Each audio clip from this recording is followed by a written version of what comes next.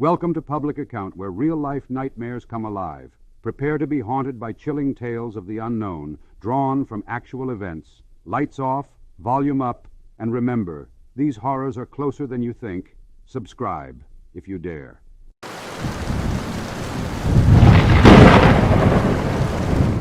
The French government, through its GIPAN, Group for the Study and Information on Unidentified Aerial Phenomena, has been one of the most transparent national entities in terms of releasing UFO, or UAP, Unidentified Aerial Phenomena, data to the public.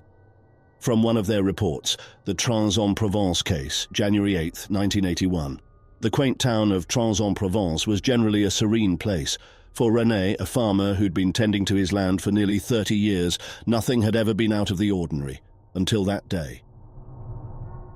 On the morning of January 8, 1981, René was pruning his olive trees when a peculiar shadow caught his attention. A saucer-shaped object, gleaming with an otherworldly silver hue, descended from the sky and settled onto his land, just beyond a patch of lavender. Frozen in shock, René could only gawk as the craft rested there for what felt like an eternity, though it was merely minutes, and as abruptly as it had arrived, it rose into the sky, disappearing with a muted hum, leaving behind a swirl of disturbed dust. Regaining his composure, René raced to the landing site. The earth was scorched, leaving an almost perfect circle where no grass would likely grow again. The outer edge of the circle showed signs of having been compressed by a significant weight, and a strange resin-like substance dotted the center. Unable to make heads or tails of what he had witnessed, René reported the incident to the local police. Word spread like wildfire, and within days, GIPAN, the Unit for the Study and Information of Unexplained Aerospace Phenomena, arrived to investigate. Lead investigator Dr. Lucienne Dupont was renowned for her skepticism, but was intrigued by the scene. The residue, she noted, was unlike anything she'd ever come across. "This is not of terrestrial origin," she murmured. That night, the team set up camp nearby, hoping to catch any further sightings. As darkness fell, the silence of the countryside was pierced by a low-frequency hum. From the darkness emerged small figures, humanoid in shape but with elongated limbs and iridescent skin. They were drawn to the landing site, inspecting the ground and communicating in a series of clicks and chirps. Dr. Dupont, hidden behind a thicket, watched in horror and fascination. One of the beings, seemingly noticing her, approached and locked eyes. Its eyes were vast, black orbs, which seemed to suck in all surrounding light. Dupont felt a connection, a barrage of images and emotions flooding her mind, scenes of interstellar travels, the death of stars, and a desperate search for refuge. Suddenly, the figures retreated. Dupont watched as they boarded another saucer, this one more transparent, revealing other beings inside, some seemingly in stasis. The craft took off, and the night once again belonged to the crickets and the owls. Dupont, her worldview shattered, reported her findings to her superiors. But her story was met with derision. The physical evidence, the soil samples, the resin, were confiscated, and she was advised to take a sabbatical. Years later, the Transon Provence case remained one of the few where physical evidence of an extraterrestrial encounter was recorded, but its true nature was buried beneath layers of government secrecy. However, those who knew, like Dupont, could never forget. The image of those beings, the weight of their silent plea, haunted her. They weren't invaders or conquerors, but refugees, drifting through the cosmos in search of a new home. And as she gazed at the night sky, Dr. Lucienne Dupont couldn't help but wonder if our planet, with its wars, pollution, and self-destructive tendencies, would one day send its own children into the vastness of space, searching for refuge among the stars.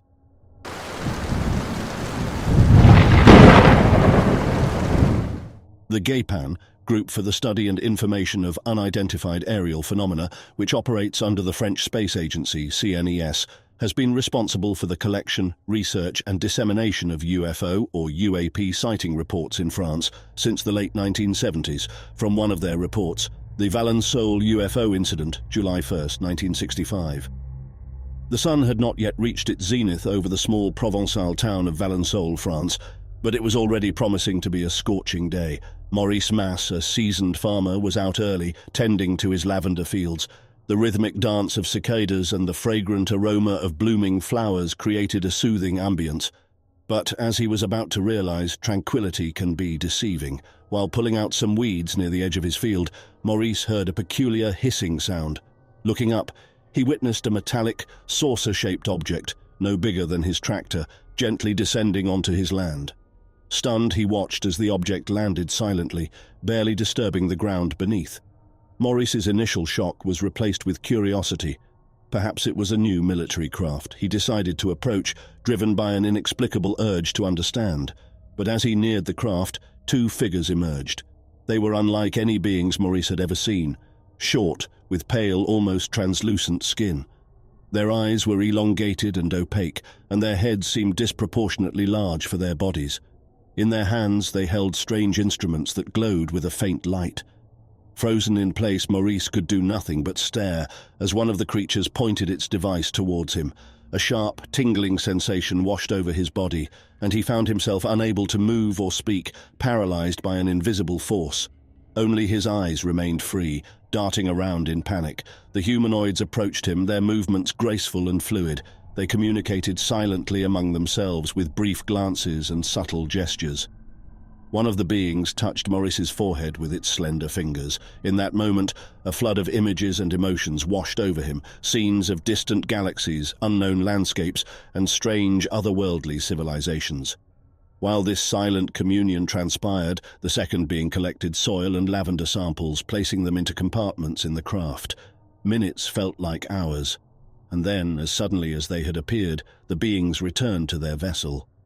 The craft began to vibrate with that same soft hiss, and in a blink it was gone, leaving the lavender fields untouched save for a small, scorched circle of earth. The paralysis lifted from Maurice, and he crumbled to the ground, his mind reeling from the experience. What had just occurred? Had they meant him harm, or was it something more profound? Racing back to town, Maurice shared his encounter. While many dismissed his story as the delusions of an overheated mind, some believed. Especially when similar incidents were reported across the region. Years passed, and the tale of the Valençol UFO incident became the stuff of legend, discussed in hushed tones in local taverns and whispered around campfires. Maurice's life was never the same. The once carefree farmer became a recluse, rarely seen outside his property. But those who dared approach his farm on quiet nights reported seeing strange lights in the sky and hearing soft, otherworldly humming. Rumors spread that the aliens had left something behind. Some said it was a portal to another dimension. Others believed Maurice was now in telepathic communication with the visitors. One evening, a group of curious townsfolk decided to venture onto Maurice's property. As they neared the scorched patch of land, they felt an overwhelming sense of dread. The air was thick and electric, and the ground pulsated beneath them. In the center of the circle stood Maurice, older now, his eyes vacant. Around him, the lavender had grown tall and twisted, glowing with a soft luminescence. And from the earth, a soft melodic hum emanated, resonating with the very core of their beings. One brave soul, a young woman named Amélie, approached Maurice. She placed a hand on his shoulder, and a flood of emotions and visions overtook her, just as they had him years ago.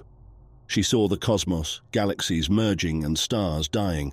She felt the joy and sorrow of countless civilizations, and she understood. The visitors weren't conquerors or explorers. They were historians, documenting the life and essence of every planet they encountered. The group left Maurice's farm that night forever changed. They realized that the Valençol UFO incident was not a tale of horror, but one of profound connection. A reminder that in the vastness of the universe, every life, every emotion is a story worth telling. But the haunting hum of Valençol's lavender fields remains, a gentle echo of that fateful day, calling out to the stars.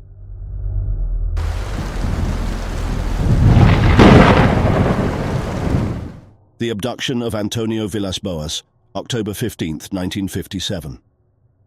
The night was quiet over the Brazilian farmlands, and the air held an expectant energy.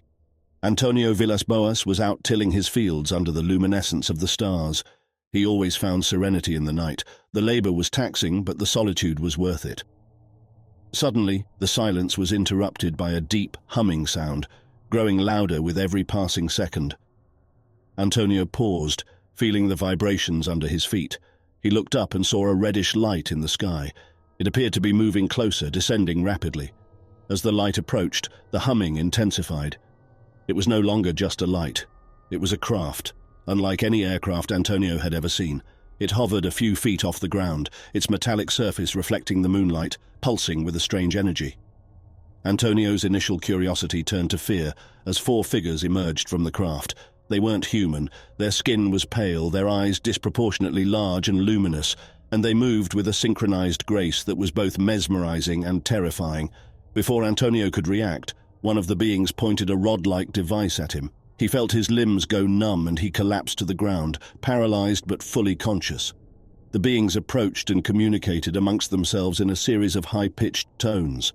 They then carefully lifted Antonio and carried him into their ship. Inside, the environment was sterile and bathed in a pale blue light.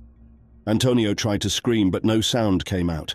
The beings placed him on a metal table, and instruments he couldn't recognize emerged from the walls. They probed and examined him, taking samples. Suddenly, a door slid open, and another figure stepped in. This one was different, more humanoid. She had clear, radiant skin, ruby-red eyes, and long, silvery hair. She looked at Antonio, and he felt an immediate connection. Somehow he understood that she was a higher being, a leader of sorts. She communicated not in words, but directly into his mind. "Do not be afraid," her voice echoed in his thoughts. "We mean no harm. We are explorers like you. We traverse the vast expanse of the cosmos, seeking knowledge and understanding." While she spoke, Antonio felt a sharp sting in his arm. Looking down, he saw one of the beings extracting a vial of his blood. The female being continued, "We are studying the various life forms of the universe. You, Antonio Villas-Boas, have been chosen as a representative of humanity." She moved closer, her fingers gently caressing his forehead. "You have a unique energy, Antonio. You possess a combination of intellect and emotion that intrigues us. We want to understand the human experience." Antonio was overwhelmed. The fear was still there, but it was now mixed with awe and wonder. He tried to speak, to ask questions, but the paralysis rendered him mute. The female being leaned down, her lips brushing against his. For a fleeting moment, the world disappeared. Time seemed to stretch and distort. Images flashed before his eyes, his family, his friends, moments from his past and visions of a future he could not recognize. When the connection broke, the paralysis began to wane. The beings helped him to his feet, guiding him back to the entrance of the craft. The female being whispered one last message into his mind. "Remember this experience, Antonio. Share it, but know that many will doubt. Your journey has only just begun." With that, Antonio found himself outside, the craft rising into the sky, the reddish light fading into the starry expanse. The hum was replaced by the familiar sounds of the night. Shaken and disoriented, he made his way home, wrestling with what had just occurred. Was it real, or had fatigue induced a vivid hallucination? Years passed, and Antonio transitioned from farming to law, but the memory of that night remained clear. He shared his story, facing ridicule and disbelief, but he never wavered. He bore the physical marks of his encounter, and in time became a beacon for others who had experienced the inexplicable. The abduction of Antonio Villas-Boas became a seminal event in the annals of ufology. Many sought answers, but Antonio knew the truth. He had touched the stars, communed with beings from another world, and his life would never be the same again.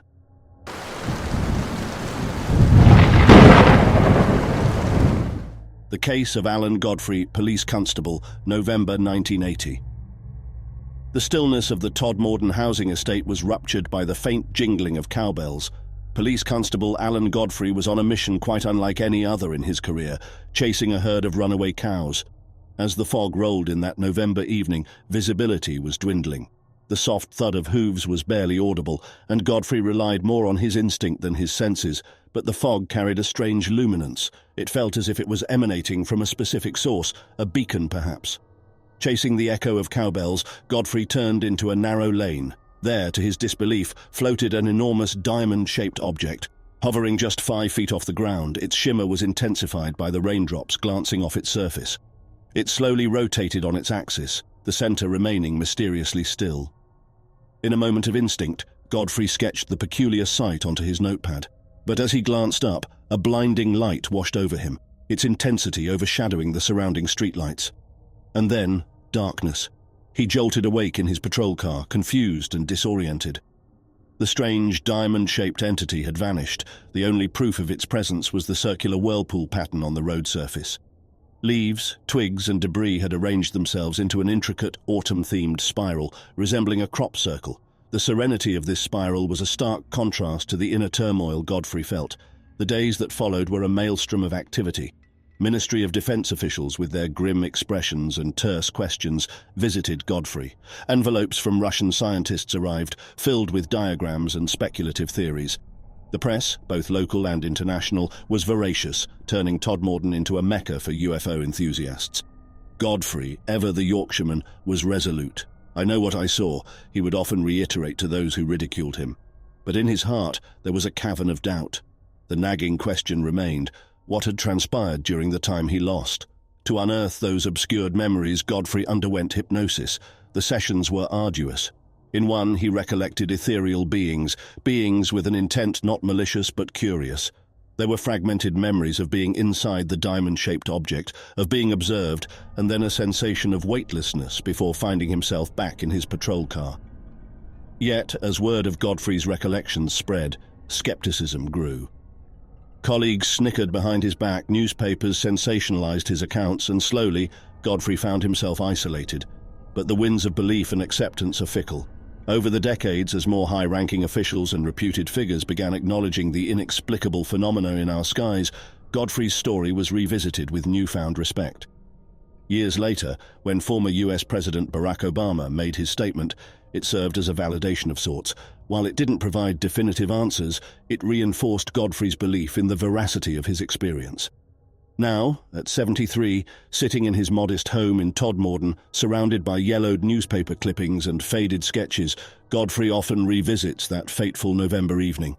The questions still linger, and perhaps they always will. But with age, Godfrey has found solace. As dusk descends and the shadows grow long, he often peers into the skies, waiting. Maybe, just maybe, they might return one day to finish their conversation. And this time, Alan Godfrey will be ready.